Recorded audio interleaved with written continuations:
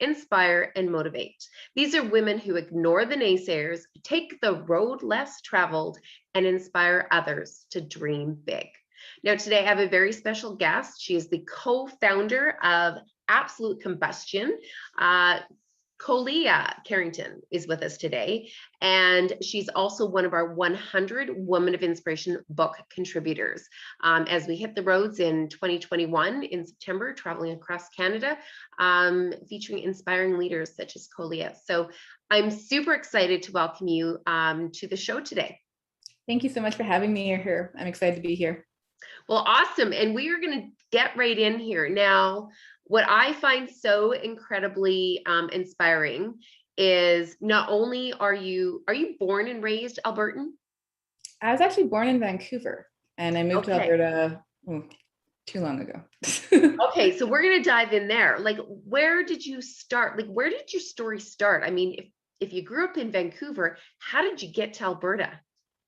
Okay, so I guess the best way to describe it, I come from a family of entrepreneurs. My father was an entrepreneur, mom was an entrepreneur. And when I was 3 years old, my dad decided, okay, I want to be a big Fortune 500 executive. And he had no idea where to really start because he had grade 10 education and he didn't want to go back to school and he didn't want to go get a job and work his way up the corporate ladder. So he ended up doing this kind of mapping session and he realized every major executive was transported around. They'd land at an airport and they'd get chauffeured. So my dad decided when I was first born, he was going to start a concierge service, so a limousine company. By the time I was 3, he kind of got off the ground and he was specifically driving around executives and he started asking them questions about business. And then he would come home and talk to me about it. I guess back then we didn't really have groups like EO and YPO and tech and all those other ones where, business people could talk to other business people. So my dad loved to be able to kind of, be able to converse. And I guess it was one of those really pleasant children that like sat there and listened, even if I didn't understand a word. By the time I was 5, my dad realized I'm going to train her to be in business. So he kept talking to me and he ended up putting me through etiquette training from 5 to about 16. He was like, if you're going to be a woman in business, you also need to be a lady. Because if you're ladylike, every door is open to you. By the time I was 8, my dad started bringing all these different financial planners to the table. So I was learning all about, fiduciary responsibilities and, compounding interest and just stuff like that really young. And by the time I was 11, my dad sold his concierge service and started doing public speaking. So this is more that transition of moving to Alberta. So I used to spend my weekends when I was 11 years old going to Jim Rohn seminars, learning all about business. And I was super excited about it. I was a bit of a quirky kid, my dad called me, but when you have adult conversations from the age of 3, you don't really get along with your peers as well because you're just not quite on the same page. And my dad ended up going, there's way more opportunity over in Alberta than there was in Vancouver. So he picked us all up and moved here. And within a few years, he became one of the top international public speakers, coaching businesses like TELUS, IBM, military, all around time management and corporate culture in the workplace, different things like that. And I started working for him. And by the time I was, I think about 14, 15, I got to start my first business here in Alberta and been kind of going ever since. So I have to ask, and I'm sure the listeners are going, what? Pause. That's amazing. All of those things that you've done since 3. And really just kids are sponges, right? Feed them all the information. And like you said, I don't know how I know this information. I just know this information. But at 14, what business did you start? So the easiest one for me to start, my dad put me into a class called Corel Draw. And I started making my own little signs for a lawn mowing business and I would post them on all the mailboxes. And I ended up in one summer growing it from Rocky Ridge where I was living all the way through to like Hawkwood. And I had people I was mowing for every single week. I was making a couple $100 a week, at 15 and we're going back a ways, right? So it was good money for me. And because I basically had my parents' lawnmower and all I really needed was like the gas to put into it. And that's kind of where it started. After that, actually my first big business, I guess, was Absolute Combustion. And I was 20. Let's talk about that now because you are co-founder, and I know that we talked about this before in the green room, but your other co-founder is who? So one of the first stories my dad tells me, so I don't remember it because I was 3, but when he started talking to me about business, he said, by the time you're 21, you and I are going to write a business plan and go into business together. And what happened was I ended up becoming a young mom I got pregnant at 20, and my dad had a bit of a crisis moment.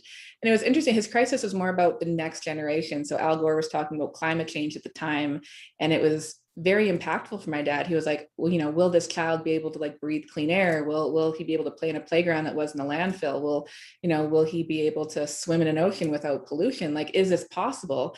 And he told me, he's like, all right, this is it. You and I need to go into business together. He's like, we need to start a technology company. The technology has to be environmentally focused, because if we, benefit the environment, we'll benefit the people on the planet. So that was kind of like the whole start for it. So by the time I was 21, we had kind of finished this business plan, incorporated a numbered company, and then spent about 3 to 4 years trying to figure out what technology. Because I was like, well, Dad, like, both of us are sitting here maybe at high school. Like, I didn't go to post-secondary, but I was more of a student of life at the time. And my dad ended up having kind of an epiphany, a dream, so to speak, about the inner workings of our burner.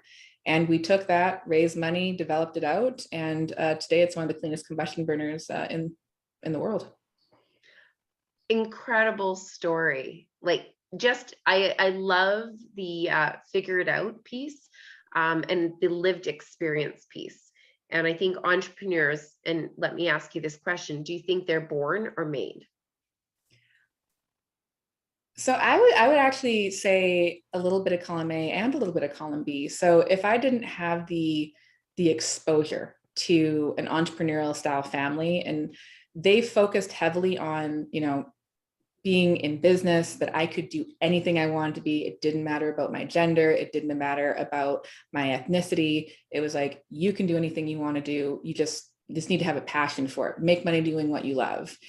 And I don't know if partly born because I came from people that just believed, like, I never saw my parents have a 9-to-5 job. I like going to an academic institution wasn't even like, they couldn't care less about my marks. It was more about what kind of person are you and what do you want to bring to the world. Mm-hmm. So being born into it, but then also being developed and raised and coached and trained. Like, I've had mentorship since I was 3, and some incredible mentors in my 20s. I was getting to learn from like Eric Trump, from guys like Jay Abrams, and the president of High Point University, who was really cool as well. Like, just so many amazing mentors. George Ross was another one. Perry Belcher, just like, he flew me across North America to just keep learning and training and mentoring. So, and I still do mentoring to this day. I love it. So I love how your dad has been such an integral part, and your family has been such an integral part of sort of your journey into entrepreneurship, and really confidence. Like, you ooze confidence. Like, there's, and I love the fact that, and that's one of the barriers that we always talk about for women is getting that confidence and just to try something, right? Try something new. If it's not created, go for it. So do you think that growing up in that environment with a family of entrepreneurs just really, yeah, let's go ahead and give it a shot. If I fail, then you know how to recover from it. Did you get to taste that earlier on in your life? I would say yes, but I also, like, as a young child, I didn't realize it, heavily from anxiety and some mental health issues. And so when I was trying to go out there and get it, huge insecurities. It's just like, am I good enough? Do I speak well enough? Do I know what I'm saying? Like, just bombarded with massive insecurities, from like how I looked to how I spoke to what I was even capable of. I thought a massive barrier was that I didn't have a bachelor's degree, and maybe I wasn't smart as the other girls. And what really helped me through it was not just having a family that was supportive, but going through a lot of, I guess I hate to use the word therapy because it wasn't really traditional therapy, but a lot of cognitive behavioral retraining to help me create a mindset about myself that was positive, that was confident, that it's like, okay, as a woman in combustion, or just in technology, period, I'm a minority. Very few women I haven't met another woman in combustion, and I very rarely get more women at the table than just myself. So it's like, just okay, it's okay that I'm a woman. I am just as smart. I am just as capable. I am just as competent. I can achieve just as much. It doesn't matter if I'm a minority. It doesn't matter if I have Indigenous. It shouldn't matter. It doesn't matter if I'm a mother, right? And all those things to overcome, to be able to, I guess, ooze confidence, as you say. But, I still have my moments where it's like, but I think that just taking that step and recognizing your mental health and going to work on achieving your goals that you want to create the confidence to go out and do it is a huge component to it as well. And I know that we talked a little bit in the green room about, and I'm hoping that it's okay that we should talk about it, because I think it really is important, about the barriers of learning, right? Learning disabilities. And, I had switched a couple words around. You said, don't worry about it, I'm dyslexic. And, I'm like, oh, well, my son has ADHD. And, so it's just like that mental health conversation, and really kind of making that like really welcoming and, open so that people can talk about it. I think the same is true for learning disabilities, because everybody learns differently. Absolutely. I was actually considered quite a stupid child by my teachers. Back then, they didn't really recognize things like ADD and dyslexia. Like, I was dyslexic through numbers, so I couldn't do math. By the time I was in grade 7, my teacher called me stupid to my parents, and she's like, she's just stupid. She's not going to get this. My dad was like, my daughter is anything but dumb. And he ended up taking me to a private school and getting me assessed. I was at a grade 2 level across the board. I couldn't tell time. I couldn't read. I couldn't spell. I could not do math. And it was an interesting private school because they taught me how to learn. They figured out how my brain worked. And I was able to go from grade 2 to grade 7 within 6 months and actually be at the level I was supposed to be at. And since then, it's like, if I'm truly passionate about learning something, absolutely, hands down, I can pick something up like that. If I'm not interested in learning something, not going to go anywhere. But the ADD is always an issue, because it's like, I need to stay busy. I need consistent stimulation. And which is why it's like, I keep starting different companies and getting into different projects and sitting on so many boards and all the other stuff that I do. Because it's like, the stimulation is important. And I'm not a big fan of medication, so I don't take stuff to just like laser in focus on one task. So you've used it to your advantage. And I have to say, let's talk about some of the other things that you have done, which are phenomenal. You're also an executive director for the Canadian Blockchain Association for Women, CBAW. So maybe share with our listeners a little bit about that and your involvement, because that has been growing over the past couple of years at warp speed. Yeah. So kind of two things in tandem. So I'm the executive director for the Canadian Blockchain Consortium, and I co-founded and I'm a director for the Canadian Blockchain Association for Women. So that one started, interestingly enough, one of my biggest mentors, she commercialized my technology, one of the first people to believe in me, my combustion system in the oil and gas space. Her name was Suzanne West. So she mentored me, bought my burner. Just what she did was incredible, but she came up with this brainchild for the Alberta Blockchain Consortium. She thought there's so much impact that this technology could have in energy. She wanted oil and gas companies to be technology companies with oil assets versus oil and gas companies trying to figure out technology. And she saw blockchain as a way to help support that transition. And when she passed away, I was truly I was devastated. She meant as much to me as my dad meant to me, in terms of this, like, having that person that supports you and believes in you. And James Graham with Guild One came up to me and he's just like, look, there's this ABC that she started. There's not really much going on with it. He's just like, but I know how much Suzanne meant to you. Would you take this on and keep her legacy going? And just instantly I was like, I don't care where it's at, what it is, absolutely, hands down, I'm in. And from the time I took it on back in like 2017 to now, we've now expanded it. It's become the Canadian Blockchain Consortium. We're the largest industry not-for-profit organization for blockchain technology across Canada. And everything I do, I always bring up Suzanne. I'm like, this is the reason for it. This is why we started. And this is why we keep going, to just honor like incredible women mentors who help propel us. Like, she literally helped me realize, doesn't matter if I'm a woman. Okay, I can be an executive, and not or. It was like, I can be a mom and an executive was one of the most powerful things. And from there, I believe so much in like women supporting women, women encouraging women, women getting into this space, women stepping away from what's a traditional woman industry. And there was so many women in Alberta that were into blockchain. So it's like, all right, ladies, come on, let's get together and not only build this organization and grow it, but let's mentor and get that next generation of women in there. So really excited about that one. We're putting on programs. We're doing bursary programs for women to get the education they need to take that next step forward into their careers in the fintech space or blockchain space. So it's been a really wild ride, but I owe it to like Suzanne to get me into it. And I have to say, she is a truly remarkable woman. Her legacy still continues, like you said. And I know that certainly she was a woman of inspiration. We honored Suzanne in 2017, and it was an incredibly touching moment because she touched so many people's lives. And I think the same is true for leaders that are living on their purpose and on their path. They don't know the ripple effect. Just like the ripple effect that you're creating with all of those people that you're mentoring. And so that's my next question for you is, how important is it, to be having mentors and advisors and coaches? Like, how valuable is that for women to succeed? So I would say critical. One of the pieces that, and I feel very grateful and blessed to have my dad and so many amazing mentors, but I have to say, up into my 30s, I only had male-based mentors. I never looked up and saw someone that looked like me sitting in a position where these other men were. It was just like, I'd walk into a boardroom and men would be like, oh, tea and a sugar. And it's just like, all right, well, I'm happy to go get that, but I'm also the person that you're meeting with. And then after seeing Suzanne, it was just like, I saw her speak at a women in leadership conference. And that day I was like, I'm going to work with you. I don't even know you. I don't know how I'm going to get to a hold of you, but I'm going to work with you. 18 months later, signed a partnership, invested in my company.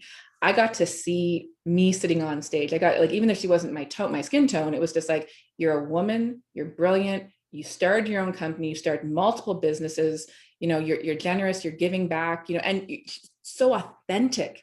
It was just like, she could come in with her curly lion's mane, as she called it, her shorts, her bicycle shorts, and a tank top. And it's just like, and you're still the executive of this company. Oh my God. From that moment on, it was like, that's what we need. Like the more women see women in leadership positions, the more we break that glass ceiling, the more someone could look up and go, oh, I want to be like you. It's like that to me it's just so powerful. Like mentorship, I can't even tell you how many thousands of hours I've spent being mentored, but how much I love to mentoring that next generation of women as well, because I think that's how we create that equality, that equity is the more women we can get into the workplace. I think there was a stat that came out by one of the ministers that said, if we can get 50% women to men equity, like in the workspace, we'd open up like I think a 1.6 billion in GDP, which would be incredible. All that money that could come out just from getting women into the workforce, from inspiring them to get in.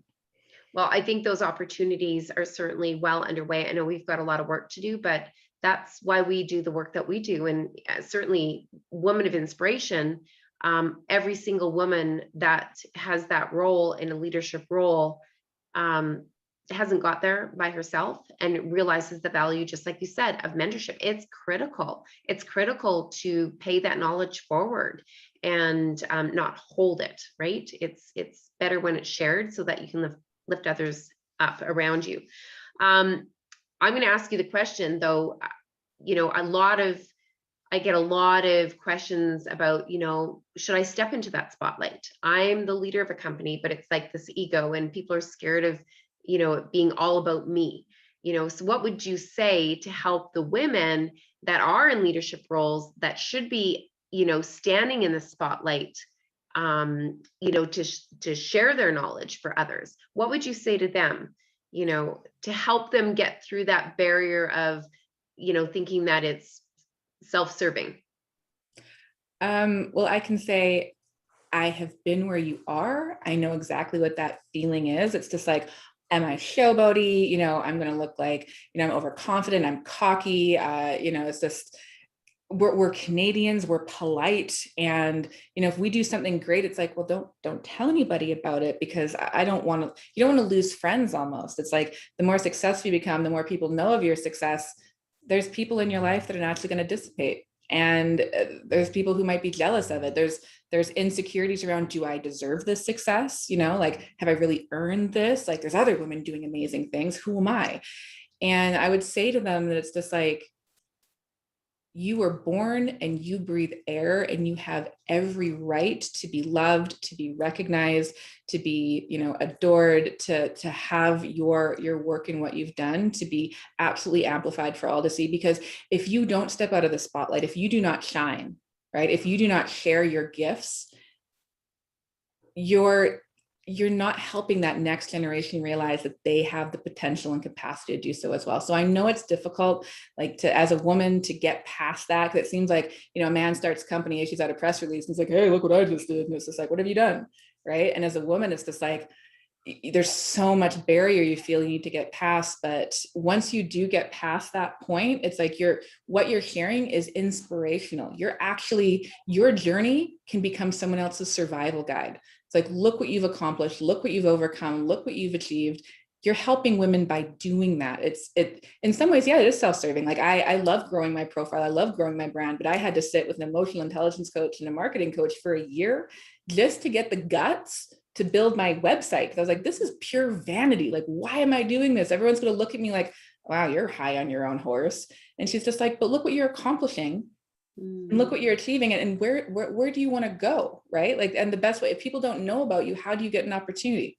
You need to put yourself out there to get these opportunities. It's like, okay, that's fair. But yeah, it took me a long time to be like, okay, it's not ego driven. It's like, I have something to share, and I hope even if one person gets inspired, that they consider it valuable. I promise you, all of these amazing women, I've seen so many that you've put up there, inspiring. Like Kendra Kinkade, I remember when I saw her, I got invited to her first Elevate Aviation like event gala, and I looked at her sitting on stage, and I was like, I felt the same way I felt about Suzanne. I was like, I'm having a lady crush right now. Oh my God, look what you're accomplishing. I was like, I have to work with you. I have to work with you. And I did again. Now I vice chair her board. We meet all the time. We're doing incredible things together. And I'm like, she inspired the heck out of me, because she was willing to put herself out there. She was willing to do things other people weren't willing to do. You know, do it. You're someone else's inspiration. And I am just saying, bravo, bravo. Like, if I could actually give you a script and say, would you please rehearse these lines and share this with the audience? Like, this is exactly what we need to talk more about, Koleya, is because that's how we move those mountains, by more women stepping into the spotlight and owning their worth. So Yeah. thank you so much for sharing, because I know that there's going to be women listening that have kind of that knowing somebody else felt the same way, and that everybody feels the same way. It's that the imposter syndrome. It's real. I haven't met one woman that doesn't sort of relate to that at some sense. But to have the confidence to get through there, that's where the magic happens. That's where you help 100 other women. Absolutely. And I encourage, this is where mentorship is so important. Like, one of the women that encouraged me, her name is Simone Brown.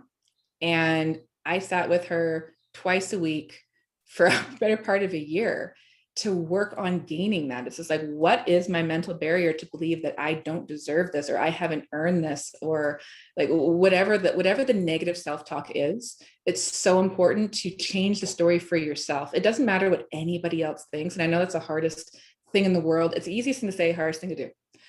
But if you can truly just get over what other people think and put yourself out there, you'd be amazed. Like, like, people want that inspiration. So find someone to support you, to help you get through whatever it is that's holding you back, to really shine your light, because you deserve it. Like, every woman does. Well, and I totally agree. And the next question that I have for you, which you probably already answered it, but what inspires you most about other female leaders? And you've already mentioned a couple women that really inspire you, but what are their actions? What is it about them that really inspires you?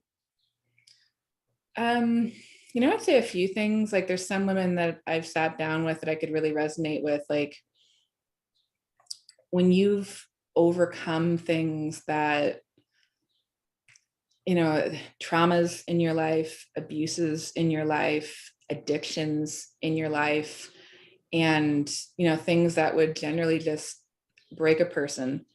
And you're not only overcoming it, but you're taking that, hurt and turning it into inspiration. You're going out there going, you know what, as a woman, and this is what I've been through, this is what I've suffered through, but this doesn't define me. And now I'm going to go out and help that next woman. I'm going to go out and create something that will not only inspire you, will help you get to the next level, and because I do love that. It's like one day your journey will become someone else's survival guide. And I've definitely spoken a lot at mental health events about, interesting things growing up in my past, like being raised in a cult or trauma and abuse and all kinds of things, and drug addiction and, failing high school, all these different things that realistically I shouldn't be where I am today. But I took it and I was like, I'm going to better myself. I'm going to overcome this, and I'm going to try and be the best human being I can be. When I see that, it's like, I resonate with them because everyone's had hardship. Everyone has a story. My story is not special compared to anybody else's. Everyone has one. But if you're willing to share that story and then take it and turn it into something that's a positive that benefits other people, hands down, like, how do I work with you? Because I love that. That drives me. It's almost that the trust is built. And I find that when it's relatable, and this is why it's so important to hear the stories. How did you get to where you're going? What drives you? What motivates you? And it's the relatability, because when you actually talk, you can express so many things more than you can like just in written paper sometimes. And the connection is built immediately. Like the bond is immediate. I know that when we first met and we had a chat, and, it was just like, it was almost like formed, right? Because you can relate to somebody's struggles, and that they can get through that, they can navigate through that, and they've got a lot to contribute. So I think what's so inspiring about, speaking with you is that, you're just tenacious, you're resilient. What other three words describe you? What do you think? I like tenacious. I like resilient. I would say, oh goodness, I hate being put on the spot like this. What words of like ambitious comes to mind? And I don't consider ambition a negative word. I think it's actually quite a positive word. I would say optimistic. I always like to try and find the positive in any situation, turn any obstacle into an opportunity. So I like to look at it. So it's like, just keeping that optimism. And I would say kind of like childish, like I have the humor of a 12-year-old boy. So it's got to keep it funny, right? Well, that is super cool. I like that as well, because it has to be interesting, right? And we jammed it out in the green room to I'm fine. And I think that that's just, that just makes it fun. And I think that's part of the journey. So thank you for sharing that. I also want to go back to a couple things here. Now, we talked about the role of support hers. Of course, your dad is a huge support her, which is a male champion in your networks, workplaces, and communities. But how important is it for men to come to the table to champion for women to succeed? I would say imperative, actually. When it comes to so as a woman, 95% of my mentors have been male. And I am so very grateful, because there are men to this day that mentor me, one gentleman, Steve Maybe, he's a VP of operations at the Edmonton airport. And he has a daughter, right? Beautiful wife and daughter. And he is probably one of the more inspirational dads. He reminds me of my dad, and the time he takes to help me understand things. Like he helped me learn about aviation. He helped me learn about managing and running boards. He's been a huge champion for Absolute Combustion and myself to get our technology adopted into aviation. And it's like when a man is willing to mentor, and it doesn't matter if you're a man or a woman, when someone's willing to pass down their knowledge it is so critical to support. And women are really missing out on these opportunities. And I don't mean to be controversial. And like when I think of Me Too, right? It's like, I fully understand you shouldn't be, treated in a way that you don't want to be treated. Hands down, no. But it has created fear in men to spend time alone and mentor women because they're so afraid of, well, what could the repercussions be? And to me, that's saddening because there's so much knowledge to be learned from our male counterparts to encourage us to sit at the board, right? That we are just as capable as, doesn't matter what your gender is, you are just as capable, to learn from how did they get to where they are, and they're willing to teach you how to get to that point, because realistically, if we look at like maybe 25% of, executive level are women. And I mean, that's a generous number that we're pushing right now. We need to learn from these men so that we can be just as eloquent in the boardroom, strong, confident, knowledgeable, powerful. So yeah, any man who's willing to mentor a woman, my kudos and thanks to you, because we need it. But I think women need to mentor women as well. But I do think it's critical for men to get involved and make us feel like, yeah, we do have that seat at the table. We're not, I'm not less because I have ovaries, right? I'm not less because I can produce children or I am a mother, right? I shouldn't be given any less of an opportunity. And I think male mentors help women reinforce that, and also gaining the confidence, right? It's just like, yeah, no, you can do it. Like, of course, what's the matter that you're a woman? And I think probably the big thing here is because and I'm going to say 25% is very generous, very generous. But I think it's because whether it was a man or a woman, that person in that role has experience to share, that learned experience, that lived experience to share. That has to be transferred. And so typically, because there's only 25, that generous 25, that's where that pool of experience comes from that has to be paved and paid forward. And so that is why we created the Support Her, which is, I'm super excited. But I have to tell you, when we launched in 2018, it was at the height of Me Too. And, as a mom of a boy, I was compelled that is the time that we need to, because I saw men shrinking. You could visibly see how men were stepping back when really they have so much value to contribute to actually help support and help women rise. So I'm so glad that you've said that. I think we need more conversations like that, Kolyea. So right on the target.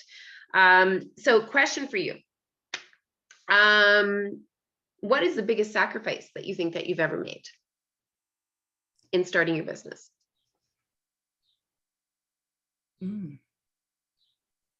Or have you sacrificed anything? Well, I would say, as my friends were, at 20 and being a young mom, you immediately start taking on responsibilities. I was like, all right, starting my first serious business, I've sacrificed time with my children. Like, I have 2 beautiful boys, and I've absolutely sacrificed a lot of time with them to grow, build, and create something that I could leave for them. And there's a struggle as being a mom going, I want to make sure that I have that connection and that love and that bond with my children, that, when I'm older, they'll want to come see me because I spent enough time with them when they were younger. And at the same time going, all right, I'm a single mom. I have to be mom and dad and provide and make sure that, I'm creating a life where where they have every opportunity as well. So the sacrifice of time, I think, would be a big thing. Like, I wasn't going out and partying on the weekends with my friends. Those were like, my 18-year-old days. I wasn't traveling through Europe and, just having the experiences a lot of my peers, I guess, at the time were having. So there's some things I also kind of, I don't know if I sacrificed, but definitely missed out on as a choice to be an entrepreneur and a mom. Other things definitely sacrificed was my health. I, at one point, when I was pregnant with my youngest, being an entrepreneur, I couldn't take time off, right? I was the only one bringing income into the home. And I worked my whole pregnancy, like right up to, I was 2 weeks late downtown on a Friday, walking around in meetings. Sunday, I had my baby, little 10-pound, 2-foot-long baby. And then Tuesday, I was right back working. 9 weeks later, I flew him to a conference in Japan because I was like, I have an opportunity to get into the aviation market. You got to come with me. And I was sitting there like taking breaks while I was nursing in the bathroom, having to bring the milk back to the baby. And I got like not sleeping for 18 months, putting in 120-hour work weeks to grow the business. Cause like I got 2 kids, I got all these responsibilities. And it got to the point where I had like physically my body broke down and I got an infection that almost killed me.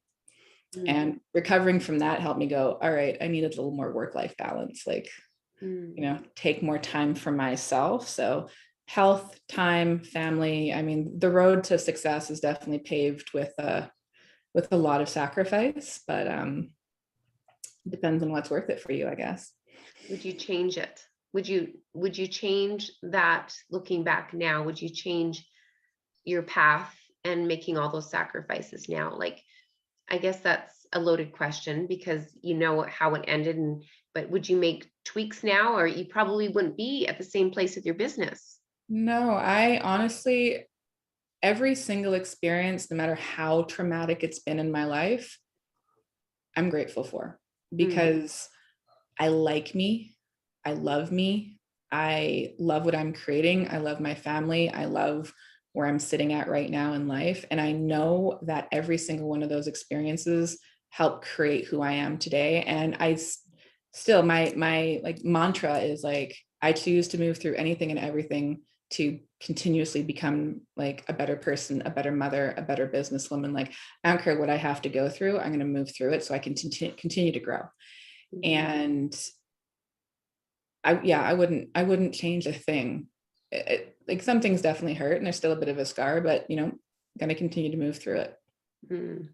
I love your authentic answers to this because, of course, I'm a single mom, and launching a business and being a single mom it's almost like, I mean, there are definitely sacrifices, right? But what are your options? Do you go status quo, or do you try and make an impact in the world, right? And I think that the beauty is that you kept going, right? And your kids will look back, and if they haven't already, your eldest, who's 14, correct? He's going to be, oh no, he's going to be 16 in July. Oh. Well, 16, then he can look back and say, wow, mom, look what you have accomplished. And so, I have a lot of conversations with women that, have had full-blown careers and raised kids. And, enough about hiding the fact, like, yes, there are sacrifices, but if we were men, we wouldn't have those same conversations. We wouldn't be talking about sacrifice. It would be like, I'm out building the business so that I can take care of my family. There would be no questions. Not a single one. Like, honestly, when I found out I was pregnant with my second, I announced it. I literally had a female shareholder call me enraged at how I was inconveniencing the company and what do I plan on doing for my maternity leave. I'm like, if I was a man and my wife was pregnant, no one would sit there going, well, are you taking maternity leave? It's just like, excuse you, and it was like, so because I can bear children, all of a sudden you're having to answer for things. I dropped my child off at school and the stay-at-home mom would shun me. It's like, I could never imagine not being home for my babies. I'm like, well, you have a husband to go work and feed them. So I'm not really sure, like, and it's like, I did like the shunning was like, that was the hardest part, where it's like the women that should have been like encouraging and supporting were just like, I can't imagine what you're doing. And it's like, well, I want to teach my children that, guess what? I'm raising a generation of boys that are going to look up at me and go, yeah, women absolutely are going to be executives and CEOs and powerful and recognized and can accomplish anything. My boys are going to be supporting women to do this. And I want to encourage women and support women to do this. Because it is hard being a single mom. Yeah. It's not easy whatsoever, but it is absolutely worth being the kind of person that your children can look up to. And I'm so glad that we're having this conversation, because it's not talked about at all. Single moms typically are busy working so hard. We don't have to have these conversations up there, right? And, you know, I'm going to share with you that I remember, you know, getting up at 5 o'clock in the morning just to get myself ready because I had to drop my son off at 7 o'clock, fully head to toe. And so the people that, I mean, think about COVID times right now. People are like half dressed on the Zoom calls that start at 9 o'clock, probably stay in the same pajama pants all day and just dress like half. You know, like I'm looking back to the days when I don't even know how I got myself together, head to toe, dressed out the door at 6:30 to start my day. I didn't stop until probably 3 in the morning. And then I do it all over again. Right. And Yeah. so no judgment, ladies, embrace the women and help those single moms because they really do need your support. And instead of judgment, offer support. You know, like the one thing I actually have to say I was a little saddened about was not being able to get maternity leave. Like when I had my first son, I could take that time because like my businesses weren't really going anywhere at the point. But with my second son, it was like, all right, from the time I was done work, you know, it was like be with the baby, nurse the baby, babies don't sleep, you know, and I had 18 months of insomnia. It was like, you know, you're up at 6 a.m. working, trying to nurse a baby, trying to get things done. You know, you put the baby to bed, you're back at paperwork, trying to get all that done just so you can perform the next day.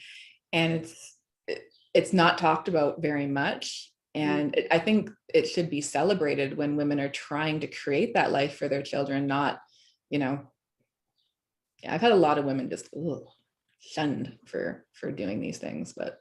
Well, I'm going to applaud you because I know how hard that road is. And I think you've done an incredible job. So congratulations on sticking to your guns and being such a rock star because you are definitely, in my mind, you know, a female leader that is really paving the road for others. And I love your authenticity. Never, ever. Yeah, speak up whenever you can about that because I will be there for you, sister. Thank you. Will do. And so I want to talk a couple more things. It wouldn't be a Woman of Inspiration podcast without, I think you touched on this before, but I'm going to ask it anyways. So who is a woman of inspiration in your world? I would say Suzanne West, Kendra Kinkade, Alexis Pappas, Janine Moore, Pamela Draper. There's so many incredible women in the fintech space that I've had the absolute honor of being able to work alongside. So I have a lot of people I get to look up to and be like, I want to be like you. Awesome. And what if you were to describe or to share your definition of a woman of inspiration, what would that be? Oh God, like just a total freaking rock star. It's like you're self-confident, you're self-aware, you're motivational, you're just kicking butt and taking names, you're, you know, breaking the glass ceiling. You're giving back as well. It's not just about look where I've come, but it's like, all right, thank you so much to everyone who's helped me get here today. Let me help everyone else get there too, right? It's that inspirational, motivational, the women that make you part of their tribe, right? And lift you up because, you know, what's that saying? It's like, if you want to go far, go alone. You want to, no, sorry, go fast, go alone, go far, go together. And it's like when you have groups of women that are communicative, cooperative, collaborative, inspirational, you know, and want you to succeed, cheerlead you, champion you on everything that you do, is like, yes, absolutely. Those women to me, hands down, like, and even if they haven't hit that, like, oh, I make like $1 million a year, I don't consider it about financial. It doesn't matter what your position is in business. It's like, if you're in a business, you've gotten to this point, you want to grow more, right? But then you want to keep continuing to help people shine and succeed. Like that would be mine. Well, I couldn't agree more. And I swear, if we were having a live right now, I'd probably see like a lot of hearts going around. I'm just envisioning a lot of people clapping and saying, bravo, speak, speak, speak. So I love that so much. And I really do have to say that, you know, you are leading by example and doing what you're doing. what are some of your secrets to success? Like, what are those self-care routine things, those non-negotiable things that you do every single day to help you set yourself up for success? Well, one, every Monday for the last 12 years, I sit down with a woman named Suze Casey. She does what's called belief repatterning. So it's kind of a form of cognitive behavioral therapy, and it's basically retraining your neural pathways to be your own positive self-talk coach. The reason why I love that on a Monday, because it's just like, all right, am I feeling, like I can't do it. I'm defeated. I'm deflated. I'm not worthy. I'm not smart enough. I'm not competent. This is overwhelming. I want to give up. I want to quit. I can't do it. Whatever it is that I'm feeling that I know is holding me back. It's like having those conversations and then shifting the way my mind thinks about it. It's like, all right, I am confident. She always talks about getting to the upside of the line. It's like when you make decisions, make it from a place that's neutral or positive. Don't make it when you're like swirling yourself down into the spin cycle of heck, right? It's just like, all right, I'm neutral and now I can make decisions, or I'm positive I can make decisions. And just being able to do that every time I've had an obstacle that's literally like, and I've been on the side of the road bawling my ass off, calling her, and she's like, all right, this is either your off ramp, you're going to pull up your big girl pants and you're going to move on. Which one you want to take? And I'm like, oh, my big girl pants, and it's like, damn it. All right, I'm going to keep going. And so like, that is one of the most powerful things that I do for myself. And it's just a lot of working towards my mental health. Another one is just like little things in the routine. Wake up, make your bed in the morning, take your shower, get dressed. I don't care if it's COVID, put on your face. It's just like, get yourself ready, get into that routine. Another thing I love to do just for my body is like intermittent fasting, right? So it's like making sure that I make healthy choices for food, and I get my, my intermittent fasting ink that just helps me feel better. Is a big one. I do have some habits that probably not as amazing that also feel like self-care. I am a massive cigar aficionado and rum connoisseur. So, on weekends, it's just like, all right, rum and cigars in my cigar tent. Just, it's relaxing, and I have like an amazing community I can like spend time with and do that. So that's my kind of like decompression. And other things I love to do for myself, I think self-care is huge. I get a massage every week. I love my masseuse, comes to my house, and it's like, it's literally like torture for about an hour and a half. It's painful, but it's like, oh, my body feels good afterwards. Getting my hair done, getting my lashes done, skincare. I love my skincare routine morning and night. I probably overdo it a little bit, but it's just things that, it's self-love. It's the things that you do that literally bring you joy. It doesn't matter if it makes anybody else happy, but it just brings you joy. Do those little things, do it as much as you can. I love to do as much as I can every week. I can't do these certain things every single day, but the more I love myself, the more I care for myself, the more I have to offer. And do you do a meditation? Is there a meditation in your routine? I find that when I speak to a lot of really successful women that are, have a lot that they're balancing, they've got like a meditation practice built in. Do you meditate as well? I started on that journey, like meditation around 18, and I probably dropped, I shouldn't have, but, I dropped the practice somewhere around like 27, 28. I got to a place where every day I just naturally feel calm. And there's certain things that feel like meditation, like music. There's certain music I listen to, and it's just like, my vibrational frequency is just, it's at that place where it's vibrating high. So some of the music I like to listen to is solfeggio frequencies. It's unique. I'm not too sure if anyone's heard of them. There's about 9 different solfeggio frequencies, and they do different things like helping to balance the body, balance the mind, clear the chakras, different stuff like that. I really enjoy listening to that and like taking a bath, but I don't have a visual meditation practice anymore, but I used to. Well, that's cool. I know that I've tried those the ones that you put your earphones on, and I'm not the quantum. Is it the quantum? They might be calling it the same thing. Yeah, and they're just, lots of water dripping and just really interesting sounds. I can't even, there's probably like 8 or 9 different sounds all going on at once, but it literally just like you concentrating, trying to figure out these, and before you know it, that's the only thing that you're thinking about. You're immersed in all of these sounds. and it's quite a trip.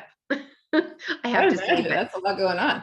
yeah, it's anyways for me, because I'm new to that piece, because usually I would do like just a real visual meditation. So anyways, that was just for my own knowledge, because I always really love to find out what women's practices are. Like, do you meditate? Do you not? Do you do daily exercise? Do you, I love the intermittent fasting, like there's so many ways that we can help support other women by sharing what we do and what works for us. Because there's something that you do that just will tweak what they can do, something even better. So thank you so much for sharing. That was awesome. And we are right at the end of our podcast, and all the listeners are going to go, okay, now I'm fangirling Kolyea big time. How can I get a hold of her? So I'm just going to say, Kolyea, for all those ladies now that are listening and want to fangirl you, how can they learn more about you? And of course, get a hold of you, learn about Absolute Combustion, or get in touch with you. I guess the absolute best way to do that would be through my website. So koleya.ca, KOLEYA.ca. Land on my page, and it's a pretty comprehensive, like there's a history of me, all the different awards I've been a part of, all the different speaking things I've done. I blog every single month. I write an article on interesting topics. So I have that. So my website's updated consistently, and there is a contact me form there. So if you're interested in getting a hold of me, you're welcome to email me at koleya.ca, and happy to engage with you. Wonderful. Well, thank you so much for being such a great guest today on the Woman of Inspiration podcast. We are so excited to have you part of the 100 Women of Inspiration book. And of course, the Roadshow 2021 across Canada, you're going to be on the graphics track. How cool is that? What does that feel like? Overwhelmingly excited. I cannot possibly wait to be a part of this and be a part of the book and be a part of the tour across Canada.